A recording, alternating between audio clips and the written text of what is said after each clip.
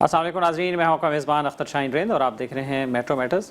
नाज़रीन, आज के मेट्रो मैटर्स में हम ये जानने की कोशिश करेंगे कि सूबा सिंध में जो प्री बजट सेशन स्टार्ट हुआ है और मुख्तलिफ अराकीन ने बजट के हवाले से बात की है, तो सिंध में तरक्की की क्या सूरत हाल है, ख़ास तौर पर शहरों में और देहातों में भी कहाँ कहाँ तरक्की होती हुई नज़र आ रही है।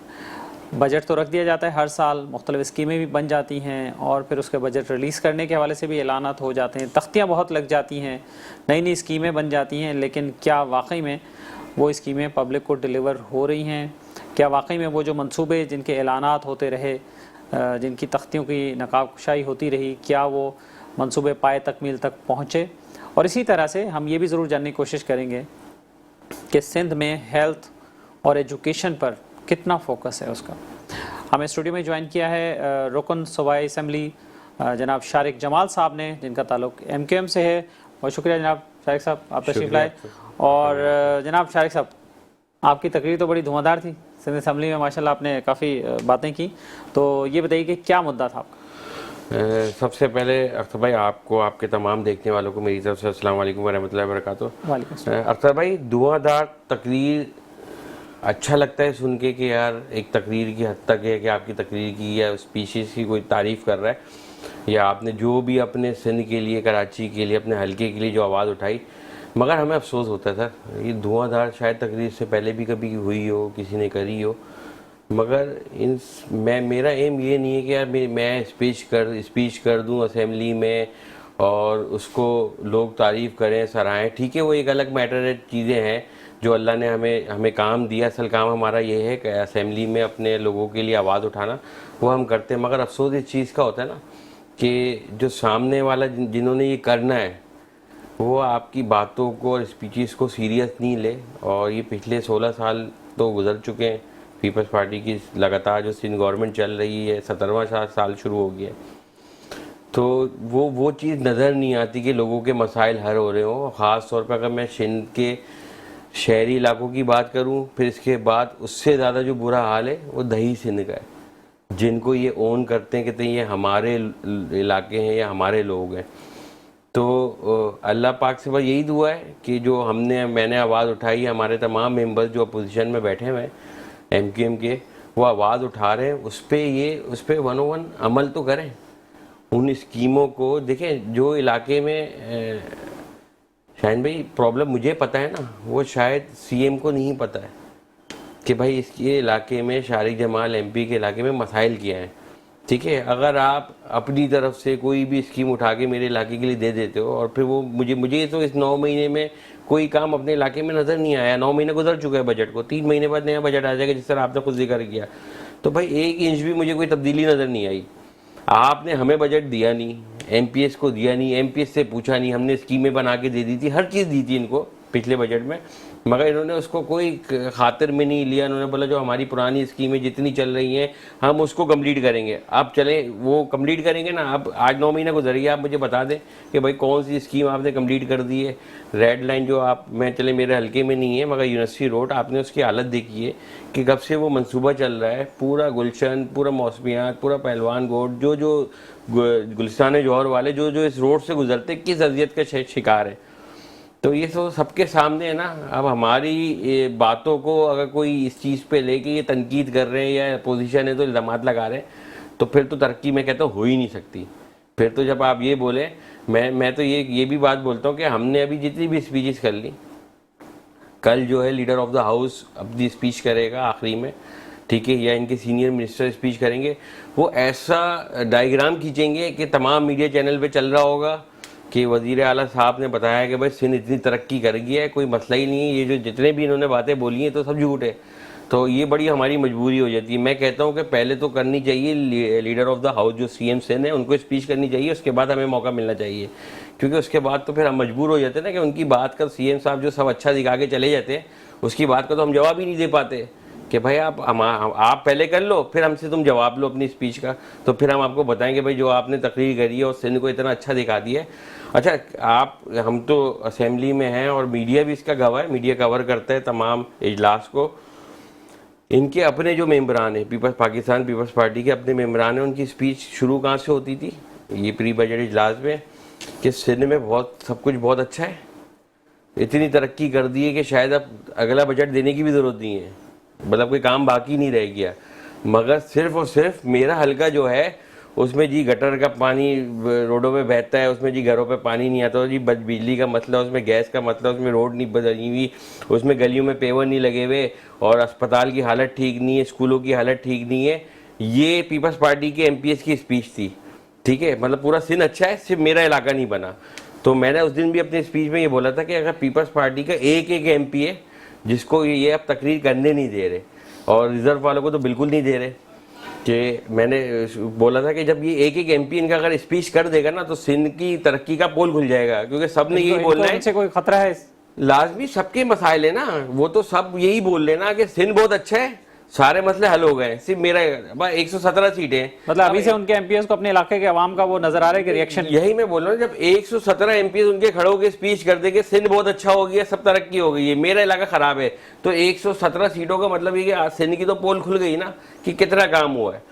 तो बस अल्लाह पाक से दुआ है, अल्लाह पाक आपने कितनी स्कीम्स दी थी लास्ट ईयर? और देखिए लास्ट ईयर जो मैंने मेन स्कीमें दी थी अपने हल्के की, कुछ ग्राउंड्स के लिए दी थी, सड़कों के लिए दी थी, गलियों के लिए, पेवर्स के लिए दी थी, पानी के कुछ काम दिए थे जो मेरे वो इलाके जिनमें 30-35 साल से पानी नहीं है, और कुछ इलाके ऐसे हैं जिनको आबाद हुए 55 साल 60 साल गुजर गए, उधर आज तक ज़मीन के अंदर पानी की लाइन ही नहीं डली, तो उस पर भी इन्होंने वो नहीं दिया। अब लेट्स होप अभी भी दोबारा हम अपने इलाके के लिए जो मेरा हल्का है मैं उसके लिए तमाम चीज़ें प्रपोज करूंगा, भाई इस बजट में जो है ये सब चीज़ें डालें।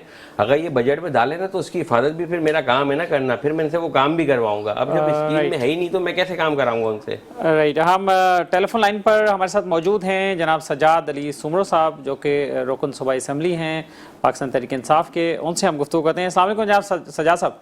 जी वालेकुम सलाम, कैसे आप? ठीक हैं? और तो प्रोग्राम में जितने भी मेरे एमक्यूएम के दोस्त और जितने भाई हैं सबको मेरा सलाम। वालेकुम सलाम, अल्हम्दुलिल्लाह ठीक है। शारिक जमाल साहब हमारे साथ स्टूडियो में मौजूद हैं। तो सजाद साहब ये बताइए कि आपको सिंध की तरक्की जो है वो नजर आती है? प्री बजट स्पीचेस स्टार्ट हो गई हैं, तो आपने क्या कहा असेंबली के फ्लोर पे? जी बिस्मिल्लाहिर्रहमानिर्रहीम, अल्लाहुम्मा सल्ली अला सय्यिदिना मौलाना मुहम्मदिन व अला आलिहि व बारिक वसल्लम। बड़ा अच्छा सवाल किया आपने। अब मैं इस पे हंसूं या बंगला डालूं? आप यकीन करें, अभी शारिक की मैं बातें सुन रहा था, मेरे कोलीग है, मेरे भाई है, मेरे दोस्त हैं। आप यकीन करें कि हमारे पास तो अल्फाज खत्म हो गए। पिछले चौथी बार लगातार यके बाद दिगर इनकी बारी आई है सिंध के अंदर, लेकिन अभी भी अगर बजट के अंदर देखेंगे तो रोड होंगे, गटर के ढकने होंगे, पानी की लाइनें होंगी। भाई दुनिया चांद पे पहुंच गई है, हम अभी तक गटर और उसके पानी से बाहर ही नहीं निकले। अभी हमने शुक्र अल्हम्दुलिल्लाह कि वज़ीर आला साहब ने हमें प्री बजट स्पीचें दी हैं, जिसमें शारिक ने भी इनका पोस्टमार्टम किया है, मैंने भी किया है, हम सब ने मिलकर किया है। अभी आप मुझे बताएं, इनसे अगर हम करप्शन की बात करते तो ये बोलते जिए भुट्टो, जुल्फिकार अली भुट्टो ने जो है ना वो कुर्बानी दी है। हम उनसे बात करते हैं हिसाब, तो हम उनसे बात करते हैं नहरें क्यों बननी है, बोलती है बेनजीर भुट्टो ने जो है ना वो शहादत दी है। बिल्कुल दिए, भुट्टो साहब ने दिए, बेनजीर भुट्टो साहब ने दिए, हम सर आंखों पे मानते हैं, लेकिन जो असल बात है वो करें। खुदा की कसम हो तो उनको आलम बरज़ख से भी जो है ना भुट्टो साहब और बेनजीर साहिबा इनको बतवाएं दे रहे होंगे कि जालिमों हमारे नाम पे तुम लोगों ने क्या बेड़ा गर्क किया सिंध का। आप मुझे बताएं तो सही मेरे भाई कि आप खुद भी माशाल्लाह चैनल पे बैठे होते हैं, न्यूज रिपोर्टर हैं, आपके पास सारी न्यूज आ रही होती है। अभी तक जो है वो सिंध के अंदर ना कोई पानी का मसला, ना कोई सिंध के अंदर लॉ एंड ऑर्डर, बीमारियां, भूख, मुखलिफी, गोस्ट स्कूल मुलाजमीन, ये अगर सिंध की बात करें, अगर कराची की बात करें, कराची के अंदर भी आप आ जाए ना, आप मेरे हल्के चलो, आप सब चीजें को चले, आप मेरे हल्के लियारी PS 106 में आ जाए। उन्होंने लास्ट टाइम मैंने इनको प्रपोजल दी थी, कोई इन्होंने जो है ना वो स्कीमें PS 106 में इन्होंने नहीं रखी वज़ीर आला साहब ने। अच्छा, अब दूसरी तरफ आते हैं, PS 107 का जो MP है वो इनकी खुद की पार्टी का, आज वो भी असेंबली में रो रहे थे कि लियारी में करप्शन है, पानी का मसला है, बिजली का मसला है, गैस का मसला है, सेवरेज का मसला है, डीजल चोरी हो रहा है पंपिंग स्टेशन पे। तो मेरे भाई ये सवाल तो पीपल्स पार्टी से करेंगे, ना कि हम मोदी से करेंगे कि भाई मोदी जी आप हमें जवाब दें। हमें तो जरदारी साहब जवाब देंगे, हमें तो इनके चेयरपर्सन बिलावल जवाब देंगे, हमें वज़ीर आला जवाब देंगे कि भाई आप फंड दे रहे हैं यके बाद दिगर। अभी तक 3 अरब रुपए का लियारी के अंदर जो फंड दिया गया वो फंड किधर है? मैं चैलेंज करता हूं आपके चैनल के तवज्जो से पूरी की पूरी पाकिस्तान पीपल्स पार्टी को, बमान के लियारी के अंदर जितने भी 6 से 7 ग्रुप्स बने हुए जो इख्तियार के लिए, जो माल के लिए लड़ाई जिनकी चल रही है, कि आप हमें कोई 50 करोड़ रुपए का फंड जो इस्तेमाल हुआ हो वही हमें आप दिखा दे, तो चलो हमें पता चल जाए कि लियारी के अंदर कुछ काम हो रहा है। मेरे भाई पागल बनाया हुआ है। 582 अरब रुपए इन्होंने इस साल वो बेनजीर इनकम सपोर्ट में रखे हैं, जो सबसे बड़ी जिसमें करप्शन हो रही है। तो मेरे भाई उसमें से 12 या 10 अरब रुपए दे देना लियारी की मद में, जो वाजिबुल अला चढ़े हुए जो के इलेक्ट्रिक वाले के ऊपर, ताकि लियारी वाले इस जानूम से तो बाहर निकले। ये बोलते नहीं वो तो बेनजीर इनकम सपोर्ट के, तो मेरे भाई वो कौन से लोगों को मिल रहे हैं? कटौती 5-5, 6-6 हजार रुपए की करके कमीशन एजेंट जो खा रहे हैं लियारी के अंदर, पूरे कराची पूरे पाकिस्तान में जा ये बेनजीर इनकम सपोर्ट के पैसे जा रहे हैं। तो वो तो वैसे ही 562 या 72 अरब रुपए, जिसमें आधे पैसे तो करप्शन में नजर हो रहे हैं। तो क्यों नहीं आवाम की फलाह और बहबूद पे लगाते? आवाम को भिखारी बना के छोड़ दिया गया इन्होंने। कोई आवाम को कोई बेरोजगार को इन्होंने जो किया है, उनकी रोजगार के लिए कुछ कर लें। अगर एमक्यू वाले बात करते हैं, ये बोलते हैं आप तासुब करते हो, कराची की बात करते हो। हम बात करते हैं तो वो ताना मारते हैं इमरान खान दहशतगर्द है फलाने। अरे मेरे भाई हम सवाल करेंगे, आपको जवाब देना पड़ेगा। अब आए बाएं शायद नहीं चलेगा। आप यकीन करें शाहीन भाई, मैंने कल परसों मेरी असेंबली में स्पीच थी, हमने इसी पे बात की है कि भाई जो इतना फंड्स लगा है आखिर लियारी के अंदर, चलो हम नहीं कहते पीपल्स पार्टी ने करप्शन नहीं किए, लेकिन हमें बताया जाए जिसके हाथ में आपने पैसे दिए वो बंदा ना लियारी का है, वो बंदा बिलावल उसका तर्जुमान है, वही सारा बिलावल की चीजें देखता है। अब लियारी के अंदर जो लियारी टाउन का, मेरा आपसे सवाल है ना कि लियारी टाउन का चेयरमैन, ये जिम्मेदारी तो उसकी बनती है ना सारे बल्दियात के काम की, क्या नहीं बनती है? और मैं आपसे ये सवाल करना चाहता हूँ कि सेहत और तालीम की क्या सूरत हाल है? जी मैं उसी पे आता हूँ ना। तो जब टाउन चेयरमैन नासिर करीमी जिम्मेदारी, उसके ऊपर उन्होंने जो है वो किसी मौसूफ को बिठा दिया। अब सारा फंड उसके पास होता है। लियारी के अंदर 6 से 7 पीपल्स पार्टी के ग्रुप बने हुए हैं। वो बोलता है माल हमें मिले, वो बोलता है माल हमें मिले, क्योंकि माल पे मलाई है। अब ये आपस के अंदर इनकी जंग है। और उसके बाद लियारी के अंदर आपने मेरे से सवाल किया तालीम, आपको मैं चैलेंज करता हूँ, आप ईद के बाद या ईद से पहले आ जाए, पूरे 1 घंटे का हम प्रोग्राम करते हैं। मैं आपको PS 106 मेराल का, आप बोलेंगे तो 107 में भी घुमाऊंगा, आपको स्कूलों के अंदर ले जाऊंगा। स्कूलों के अंदर चर्चियों की, मवालियों की ये आरामगाहें बनी हुई है, पंखे चोरी हो गए, टैक्स चोरी हो गई है, जो स्टेशनरी होती थी वो चोरी हो गई है, पानी की मशीनें चोरी हो गई है, मोटरें, प्लस स्कूल कुछ ऐसी है मेरे हल्के में जहां पर अभी तक लड़कियों के बाथरूम नहीं बने हुए अंदर, जो कॉलेज जो लड़कियों की स्कूल बनी हुई है। PS 107 के अंदर जो लियारी जनरल अस्पताल है, वो तो आपको पता है कि कितना बड़ा करप्शन का बाजार गर्म है। अभी पब्लिक अकाउंट्स कमेटी ने उनको नोटिस भेजा है कि भाई आप हमें ये 9 अरब करोड़ रुपए का जो है आपने जो खर्चा किया 9 अरब रुपए का हमें हिसाब दें। तो ये कौन हिसाब देगा? ये तो इनको ही देना पड़ेगा। लेकिन इतना माफिया पावरफुल लियारी के अंदर हो चुका है, जो पीपल्स पार्टी के अपने लोग हैं, कोई जापान से, अमेरिका से, या कोई यहाँ पर कोई नार्कोटिक्स वालों की वो क्या बोलते हैं मैक्सिकन टीम तो नहीं, तो यहाँ पर आके काम कर रही है। सजाद साहब, मिनिस्टर हेल्थ साहिबा भी आई थी दौरे पे, आपकी एक असेंबली में आपने आवाज उठाई थी, उसके बाद उनके साथ क्या हुआ? उनके साथ हुआ ये था कि जब उनका दौरा उन्होंने यहाँ अनाउंस किया, प्रॉब्लम हमारे यहाँ पर यही है ना कि जब दौरा अनाउंस करेंगे ना तो वो फिर सब चीज अच्छा दिखाएंगे, रातों रात रंगो रोगन हो गए।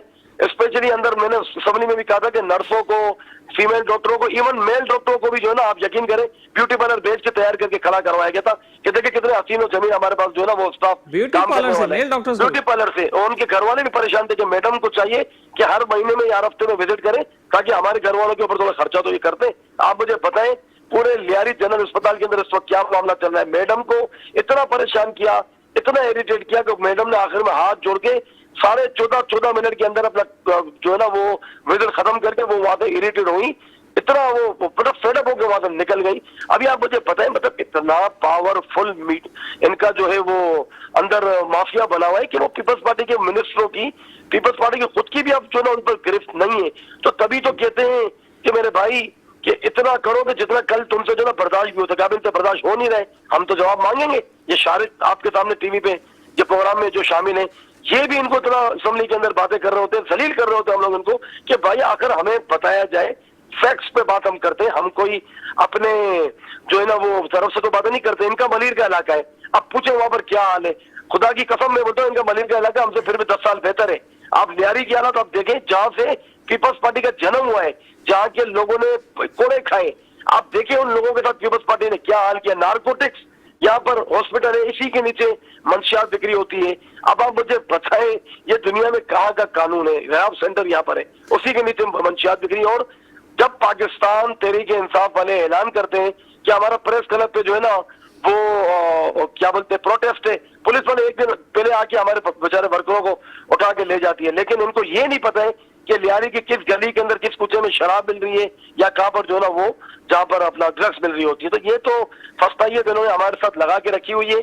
और अभी अच्छा हुआ आपने मुझे लाइन पे लिया।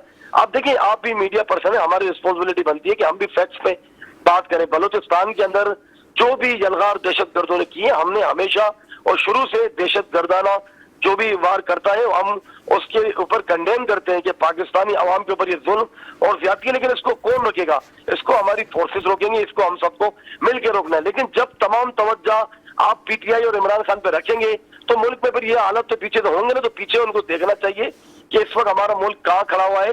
कोई भी पार्टी हो, बशमूल एमक्यूएम, पीपल्स पार्टी, नून लीग, पीटीआई, हम सारी जमातें, हम तो पाकिस्तान के हक के अंदर है, पाकिस्तान की पार्टी है, हम कोई इंडिया की तो नहीं है। लेकिन खुदारा यहाँ पर जिसका जो काम है वो अपने डोमेन में रहकर उसको करने दिया जाए तो फिर मुल्क के अंदर ऐसे हालात नहीं होंगे। इमरान खान साहब इस सब चीजों का हल है, जब तक वो बाहर नहीं आएंगे ये सारी चीजें मेरे भाई चलती रहेंगी। पाकिस्तान हम सबका मुल्क है और हम सबको पाकिस्तान को आगे लेके जाना है। असेंबली के अंदर हम भी यही बात करते हैं, जो आज हम भुगत रहे हैं वो ये एमक्यूएम वाले हमारे भाई आज से 20-25-30 साल पहले। बहुत शुक्रिया आपका जनाब सजाद अली सुमरो साहब, आपने काफ़ी तफसीली गुफ्तगू की और अपने मसाइल भी बताए, अपने हल्के के मसाइल आपने बताए। और नाज़रीन ये वक्त हो एक शॉर्ट ब्रेक का, ब्रेक के बाद वापस आते हैं और दोबारा गुफ्तगू का आगाज़ करते हैं।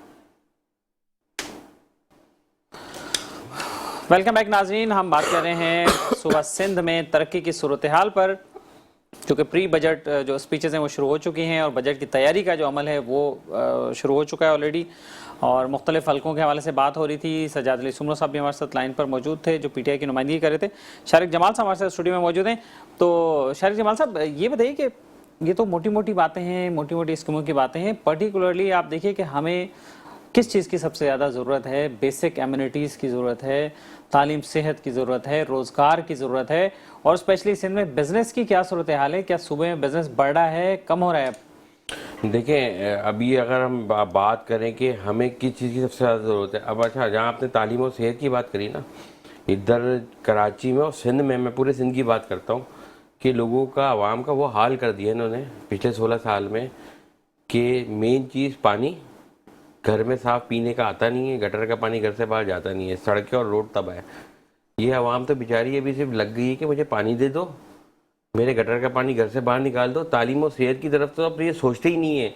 शायद हम इनको ये भी दे दें ना आवाम को, तो आवाम समझेंगे हमने कोई बहुत बड़ा काम कर दिया, जिस एमपी या मैंने या सिंध हुकूमत ने कोई बहुत बड़ा काम कर दिया। ये तो बेचारों की तो वो हालत कर दी है। ये तो तालीम और सेहत की तरफ तो अपने बच्चों को राग़िब ही नहीं कर रहे हैं। यहाँ तो बिजली, पानी और गैस के चक्कर में ये लोग लग गई है आवाम। तो बाकी देखें, लेकिन जब आप ये बात करते हैं एमक्यूएम के अरकान खासतौर पर जब बात करते हैं तो वो उल्टा ये कहते हैं कि जी एमक्यूएम ने आके कौन से तीर मारे थे, कौन से काम किए थे, एमक्यूएम ने इदारों को किया था, आप पर ही इल्जाम आते हैं। सर देखें, आप जो बातें, ये वो बातें हैं कि वो अपना करप्शन छुपाने की, अपनी नाअहली कह लें, करप्शन कह लें या जानबूझ के कह लें, वो छुपाने के लिए सब बातें करते हैं। आप मुझे बताएं ना कि एमक्यूएम ने इस सूबे में कब हुकूमत करी? एमक्यूएम ने इस शहर में इख्तियारात के साथ कब करी? जब एमक्यूएम ने इस शहर में इख्तियारात के साथ उसका मेयर था सैयद मुस्तफ़ा कमाल भाई, तो ये शहर जो है दुनिया के 12 तेजी से तरक्की करने वाले शहरों में शामिल हुआ। इस एमक्यूएम के मेयर को दुनिया का सेकंड वर्ल्ड बेस्ट मेयर का अवार्ड मिला। ठीक है, वो एक टाइम था जब एमक्यूएम को मिला, तो एमक्यूएम ने इख्तियारात के साथ, जब उसको हुकूमत मिली या इस शहर का इख्तियार मिला, तो उसने साबित करके दिखाया। अब मुझे बताएं, पिछले 16 साल से ये बैठे हैं भाई, तुम हमसे क्यों डिमांड कर रहे हो कि आपने क्या किया? भाई आपका वजीर आला है, आपका वजीर आला सिर्फ लाड़काना का नहीं है, मगर मैं तो ये भी कहता हूँ ना कि उस लाड़काना की हालत हमसे ज्यादा बुरी है। इस शहरों से ज्यादा इन्होंने अपने दही सिंध का इन्होंने बुरा हाल करके रखा। इस हवाले से हम बात करते हैं और तर्जुमान हुकूमत सिंध से ये सवाल पूछते हैं। हमारे साथ टेलीफोन पर मौजूद हैं जनाब मुस्तफ़ा अब्दुल्ला बलोच साहब, जो कि तर्जुमान हैं गवर्नमेंट ऑफ सिंध के। अस्सलाम वालेकुम जनाब मुस्तफ़ा साहब। जी वालेकुम। मुस्तफ़ा साहब बहुत शुक्रिया, आपने टाइम निकाला। ये बताइए कि सिंध में तरक्की कहाँ कहाँ हो रही है, कहाँ तरक्की नज़र आ रही है? अब नए बजट की तैयारी जो है वो जारी है और असेंबली में फ्लोर पर इस पर बात भी हुई थी। बिस्मिल्लाहिर्रहमानिर्रहीम। सिंध में तरक्की हर शहर में जारी है और सिंध में तरक्की नज़र तब आएगी जब हमारे कुछ दोस्त हैं अपोजिशन के, वो अगर तासुब का चश्मा अपना हटाएं तो उनको सिंध भर में तरक्की नजर आएगी और बाकी सूबों से ज़्यादा बेहतर तरक्की नजर आएगी। सिंध वो वाहिद सूबा है जिसने इस इकोनॉमिक क्राइसिस में भी पब्लिक प्राइवेट पार्टनरशिप के जरिए वैसे जो बाकी सूबे नहीं कर सके, हमने वो किया है। हमने वो मंसूबे चलाए हैं जिनको चलाने के लिए शायद बहुत लोगों की ये ख्वाहिश थी कि वो ना चलें, लेकिन हमने उसको सक्सेसफुली चलाया है। आज आप देखें शारे भुट्टो जो एक बहुत बड़ा मंसूबा है सिंध हुकूमत का, वो आपके सामने है। इस वक्त जो माशी बहरान हो रहा है, इस वक्त माशी बहरान के दौरान जब आपके पास फेडरल गवर्नमेंट से उस तरह रिसोर्सेज आपको ना मिल रहे हों और आपको फिर भी उसके बावजूद बाकी जो हमारे जो स्कीम्स हैं, जो प्रोजेक्ट्स हैं, उनको भी हम बैलेंस करते हुए हम चाह रहे हैं तरक्की की राह में हमें कोई रुकावट ना आए। नौजवानों को भी हम रोजगार देने के मौके फराहम कर रहे हैं। आई वर्क फॉर सिंध जैसे जॉब पोर्टल्स बना के दे रहे हैं जिसके जरिए हम नौजवानों को मौके फराहम करेंगे रोजगार के लिए। अच्छा मुस्तफा साहब, ये जॉब पोर्टल जो है वो जॉब पोर्टल तो चलें अभी ये इस साल की अभी कुछ महीने पहले की बात है, तो पिछले कुछ आप मंसूबे गिनवा सकते हैं कि पिछले कुछ सालों में क्या क्या काम हुआ? जी, पीपल्स पावर्टी रिडक्शन प्रोग्राम आप देख लें। हमने जो गांव देहात में जो खवातीन हैं उनको हमने खुद कफील करने की जो मंसूबा दिया है, जिसके जरिए वो अपने कफालत खुद कर सकती हैं और उस जो इंटरेस्ट फ्री लोन है उसके जरिए वो काफ़ी हमारे पास सक्सेसफुली जो इसमें एग्जांपल्स हैं जिन्होंने अपने घर को स्टेबल किया है, अपनी फैमिली को जो है वो अपलिफ्ट किया है। तो ऐसे कई मंसूबे हैं हमारे पास। अगर आप 16 साल की बात करते हैं तो 16 साल में सबसे कामयाब तरीन जो वर्ल्ड आपके यूनाइटेड नेशंस ने इसको क्लेम किया है, जो BIHP जैसा प्रोजेक्ट है, जो कि जिसकी मिसाल नहीं मिलती है। तो आज भी हम बहुत सारे जो दौर हुकूमत जो आए हैं अभी वफाक में, उन्होंने सबने इससे फायदा उठाया और इसी प्रोग्राम के जरिए जो है वो कोविड में भी जो है वो सहूलत फराहम की है। तो अच्छा मुस्तफा साहब, ये तो बताइए कि ये जो शहर में जो कराची में भी खास तौर पर सब तरफ उखाड़ पछाड़ जारी है, रोड उखड़े हुए हैं, रास्ते चलने के काबिल नहीं है, सब तरफ ये चीजें, ये मंसूबे कब तक मुकम्मल होंगे और ये कितने मतलब साला मंसूबे हैं? ये कितने साल मजीद और शहरियों को ये बर्दाश्त करना पड़ेगा? Karachi is a metropolitan city जिसकी आबादी जिस तरह एक्सपेंड होती जा रही है उसमें रिसोर्सेज जाहिर है you need a lot of resources. उसके लिए हम पूरी कोशिश कर रहे हैं, चाहे इंफ्रास्ट्रक्चर हो, चाहे पब्लिक स्पेसेस क्रिएट करने की जगह हो, चाहे लोगों को पानी फराहम करने के लिए कोशिश हो, चाहे सॉलिड वेस्ट मैनेजमेंट की जो है वो बेहतरी करने की कोशिश हो, चाहे वो यहाँ पे जो आपके फ्लाईओवर्स हैं, ब्रिजेस हैं, उनके हवाले से हो, चाहे ट्रांसपोर्ट के हवाले से हो। आप रेड लाइन देखें, पिंक बस देखें, और अभी जो हम खवातीन के लिए वैसे मुस्तफा साहब फ्लाईओवर्स की आपने बात की तो याद है फ्लाईओवर और अंडर पासेस जो है ना वो बस उखड़ गए हैं, वो भी मुरम्मत मांग रहे हैं। देखें चीजें अगर रेनोवेशन मांगती हैं तो वो कोई नई बात नहीं है और एक सिर्फ सूबे सिंध की बात नहीं है और मैं कहूँगा शायद पाकिस्तान की भी बात नहीं है। दुनिया भर में आप US में भी जाएंगे, वहाँ पे भी जो ब्रिजेस होते हैं, फ्लाईओवर्स होते हैं, उनमें भी रेनोवेशन की जरूरत पड़ जाती है। तो ये तो एक पब्लिक प्रॉपर्टी है, कहीं ना कहीं से डैमेज होती है तो उसको ठीक भी किया जाता है। तो ये तो ऐसा नहीं है कि ऐसी कोई अनहोनी मिसाल है जो यहाँ पे आप कहें। लेकिन हाँ, क्योंकि ऑपोजिशन के पास मेरे ख्याल में कुछ कहने को नहीं है, खुद कुछ उन्होंने माजी में कुछ किया नहीं है, खुद उनके पास कोई ऐसा दिखाने को कोई प्रोजेक्ट नहीं है या कोई मंसूबा नहीं है, तो जाहिर है उनको फिर सिंध में फिर वो लाड़काना की बातें करते हैं, फिर वो बाकी। और ये तासुब वाला जो एक अल्सर है, मेरे ख्याल से ये खत्म हो जाना चाहिए। अब लाड़काना कराची एक है, ये पूरा सिंध का हिस्सा है, कराची भी सिंध का हिस्सा है, लाड़काना भी सिंध का हिस्सा है। और लेकिन मुस्तफा साहब ये तो तरक्की की बात की, उन्होंने डेवलपमेंट की बात की, तो इसमें तासुब आपको नजर आता है क्या? इसमें कोई तासुब वाली बात नहीं। आप जब अगर कहेंगे कि लाड़काना की मिसाल देंगे कि वहाँ कुछ भी, मेरे ख्याल में लाड़काना के कभी इन्होंने दौरा भी नहीं किया होगा, कभी लाड़काना की तरफ भी गए भी नहीं होंगे जो हजरत बैठ के जिक्र कर रहे थे। तो मैं कहता हूँ ये चीजें नामुनासिब है। अब वो दौर गया, अब लोगों ने वो तासुब वाला और वो जो एक पॉलिटिक्स थी जिसमें लसानी तौर पे जो है वो किया जाता था, वो चीज अब रिजेक्ट हो चुकी है। वो पब्लिक ने देखा ना पूरे अक्रॉस द बोर्ड। अच्छा, अब मुस्तफा साहब आप ये बताएं कि गवर्नमेंट अब क्या करने जा रही है, अब नेक्स्ट माली साल में क्या करने जा रहे हैं आप लोग? क्या यही मंसूबे जारी रखेंगे, कुछ और करने जा रहे हैं, कुछ और एक्स्ट्रा बजट लगा रहे हैं, क्या कर रहे हैं? नेक्स्ट माली साल में तो सबसे बड़ा हमारे लिए चैलेंज है आपका जो एनर्जी का क्राइसिस है, उसको हम ओवरकम करने के लिए सोलराइज करना चाह रहे हैं। हम सोलर पार्क्स क्रिएट करेंगे जिसके जरिए जो है वो हम अपने आप को जो पूरा सूबा है वो एटलीस्ट ये हम करेंगे कि हम जो के इलेक्ट्रिक की और बाकी जो हमें जो बिजली की तरफ से जो है जो इश्यूज आते हैं वो पब्लिक को ना हो, क्योंकि टैरिफ्स बढ़ते जा रहे हैं, IMF की कंडीशन स्ट्रिक्ट हैं, जाहिर है हम समझ सकते हैं, लेकिन आवाम को रिलीफ देने के लिए हम पूरी कोशिश करेंगे कि एनर्जी सेक्टर में हम रिलीफ दें। उसके अलावा हम डेवलपमेंट के सेक्टर पे जो है हम कोशिश करेंगे, ट्रांसपोर्ट के सेक्टर पे इंशाल्लाह मजीद, एजुकेशन के सेक्टर पे। तो बहुत सारे ऐसे मंसूबे हैं जो इंशाल्लाह आपके सामने आएंगे। और सिंध वाहिद सूबा है जिसने परफॉर्म किया है, जिसकी वजह से सिंध को मैंडेट मिला है और जो मेजॉरिटी हमें मिली है पब्लिक की सपोर्ट के साथ मिली है। आज भी पब्लिक हमारे साथ खड़ी है, तो हम तो इंशाल्लाह कल भी काम कर रहे थे, आज भी काम कर रहे हैं और इंशाल्लाह आने वाले दिनों में भी काम ही करेंगे। चलिए, बहुत शुक्रिया आपका जनाब मुस्तफा साहब, तर्जुमान हुकूमत सिंध गुफ्तगू कर रहे थे और हुकूमत का जो मौक़िफ़ है वो पेश कर रहे थे। नाज़रीन, यहाँ वक्त हो शॉर्ट ब्रेक का, ब्रेक के बाद वापस आते हैं। वेलकम बैक नाज़रीन, हम बात कर रहे हैं सिंध की तरक्की की और ये देखने की कोशिश कर रहे हैं, जानने की कोशिश कर रहे हैं MQM के अरकान असम्बली से, PTI के रुकन असम्बली हमारे साथ थे और तर्जुमान हुकूमत सिंध भी कुछ बता रहे थे कि क्या तरक्की हुई है। तो जनाब शारिक जमाल साहब, तर्जुमान की आपने गुफ्तगू सुनी हो तो कह रहे थे कि सब अच्छा है, बहुत ज़बरदस्त है और हम पेरिस बनने जा रहे हैं, लग रहा है या शायद उनके ख्याल में तो बन चुके हैं पेरिस।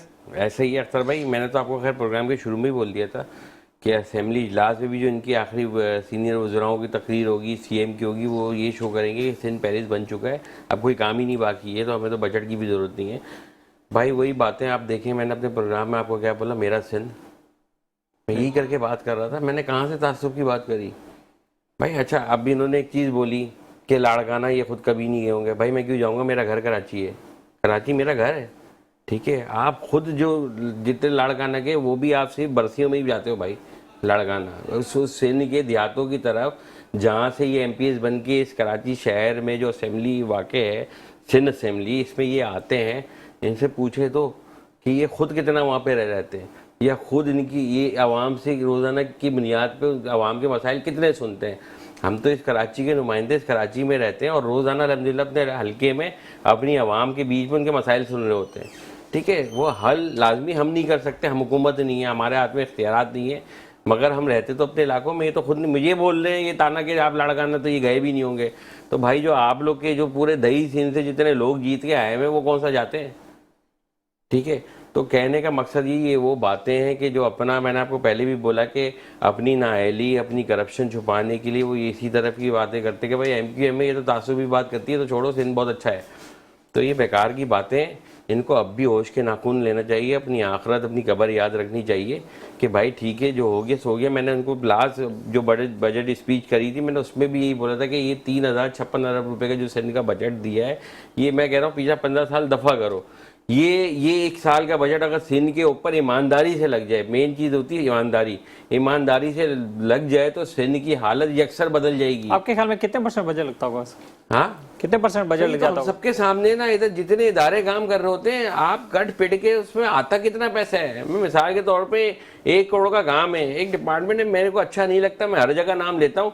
आप भाई 1 करोड़ रुपए का, मिसाल के तौर पे 1 करोड़ रुपए का उन्होंने कोई स्कीम बना के दी, भाई ये करना है, उसमें 14-15 लाख रुपए लगा देते हैं यार, बाकी तो पूरा हक समझ के, कमीशन समझ के खा लेते हैं। तो इधर बात ये, वो तो मैं खाते करप्शन के ये सोचते ही नहीं कि वो करप्शन है, ये समझते हैं हमारा हक है ये कमीशन लेना, उससे पैसा कटौती करना, हर किसी को अपना अपना 2%, 5%, 5%, पैसा बचता किधर है जो जिस पे काम होगा।